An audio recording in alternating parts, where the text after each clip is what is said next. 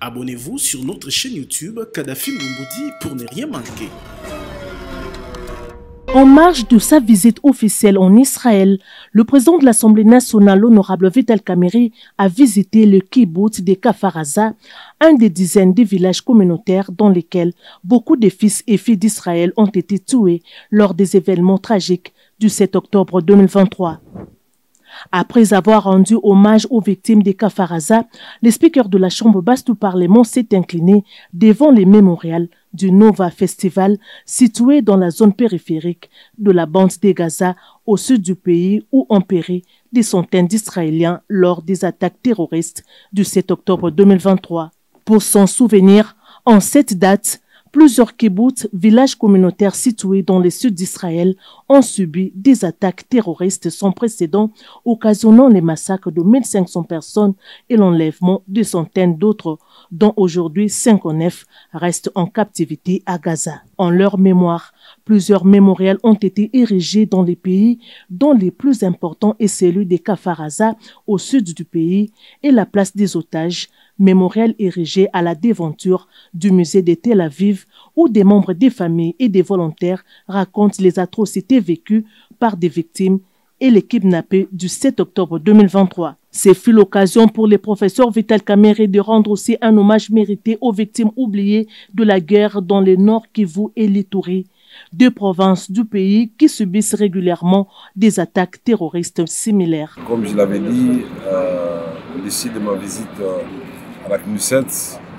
nous comprenons mieux ce qui est récent parce que ça fait depuis 30 ans que les populations de l'Est de la République démocratique du Congo, et encore ces derniers temps, et ça s'est intensifié, traversent pratiquement la même situation. Les gens qui ont été tués, les gens qui ont vu leurs cases brûlées, les gens qui ont été emportés par les terroristes dans les forêts environnantes, des familles entières décimées, des enfants qui sont restés orphelins, des femmes qui sont restées veuves.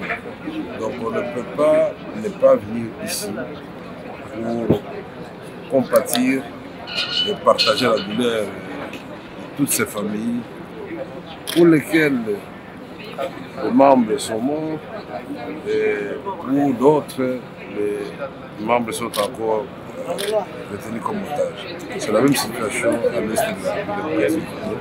Et nous voulons que le monde entier puisse savoir que le drame de la République dure depuis 30 ans, ça fait un minimum de 7 millions de personnes tuées à cause de l'invasion de notre voisin de Rwanda et puis les terroristes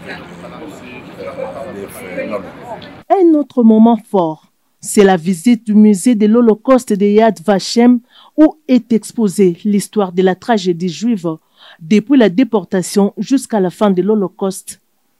Après l'émouvante traversée des couloirs de ces musées guidés par un rescapé, le président Vital Kamerhe a signé le livre d'or de Yad Vashem avant de rallumer la flamme située dans la crypte du souvenir de l'Holocauste et de s'incliner devant les mémorials de la Shoah. Pour clore sa visite dans la ville sainte de Jérusalem, le professeur Vital Kamerhe, un bon croyant chrétien, a fait un pèlerinage de prière pour la paix en République démocratique du Congo, dans des lieux historiques du christianisme. Et cette pièce ici, c'est le lieu reconnu où Jésus, en hébreu Yeshua, qui était rabbin de Galilée, venant de Capharnaüm, est venu faire la fête de Pessah, la Pâque, à Jérusalem.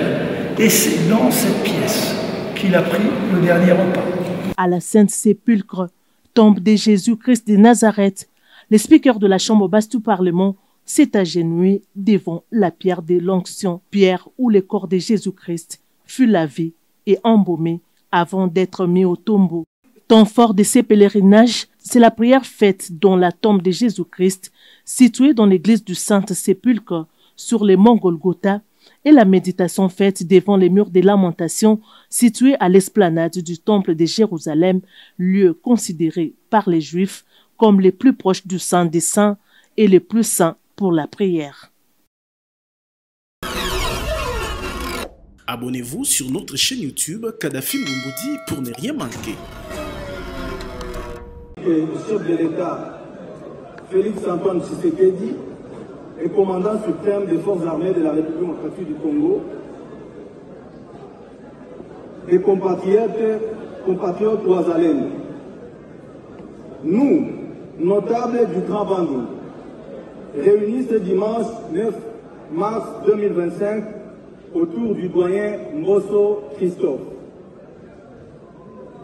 Considérant la guerre d'agression nous imposée par le Rwanda de Paul Kagame et ses supplétifs du M23, considérant le pillage de nos minéraux, les massacres de nos populations, les viols de nos femmes et enfants, considérant que le Rwanda a décidé de violer à visage découvert tous les instruments juridiques internationaux des droits de l'homme, déclarons notre soutien inconditionnel et indéfectible au président de la République, chef de l'État, commandant suprême des forces armées de la République démocratique du Congo. Déclarons notre soutien aux forces armées de la République démocratique du Congo et aux compatriotes ouazalènes. Demandons à notre jeunesse à intégrer l'armée en vue de la formation d'une armée républicaine. Appelons notre population à la vigilance tous azimuts, des nuits comme des jours, pour barrer la route à l'ennemi. Enfin, demandons à la communauté internationale de prendre les sanctions réelles à la hauteur des exactions que le Rwanda commet en République démocratique du Congo. Que Dieu bénisse la République démocratique du Congo, que Dieu bénisse le peuple congolais, que Dieu bénisse les Ouazalendo, que Dieu bénisse le président Félix Tshisekedi. Nous vous remercions. Merci. Nous demandons au chef coutumier de rentrer. Abonnez-vous sur notre chaîne YouTube Kadhafi Moumoudi pour ne rien manquer. Le mot de la ministre du Genre, Famille et Enfants.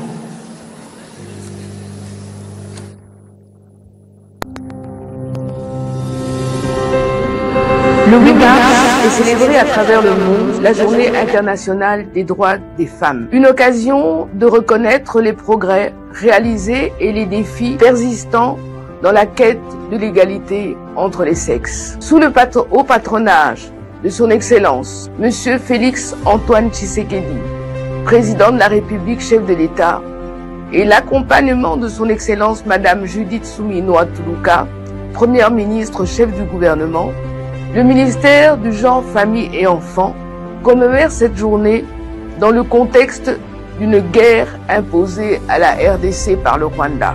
C'est une crise humanitaire, une des plus longues de notre époque, basée sur la cupidité et la convoitise de nos richesses. Cette journée chargée de symbolisme démontre, s'il en était encore nécessaire, que Paul Kagame et son armée et ses supplétifs violent le droit fondamental des femmes congolaises à l'est du pays en leur retirant le droit à la vie. De Goma à Rutshuru, en passant par beaucoup d'autres villes et de territoires, des milliers de femmes ont été assassinées. Leur droit à la dignité est bafoué, car on se sert du corps des femmes comme d'un champ de bataille. Nos mères, nos sœurs, nos filles sont violées, mutilées, abandonnées sur les routes sans sépulture. Elles vivent dans l'insécurité permanente, aggravée par des déplacements forcés. Pourtant, malgré ces épreuves inimaginables, la femme congolaise, ma mère, ma sœur, ma fille, continue à montrer une résilience et une force remarquables.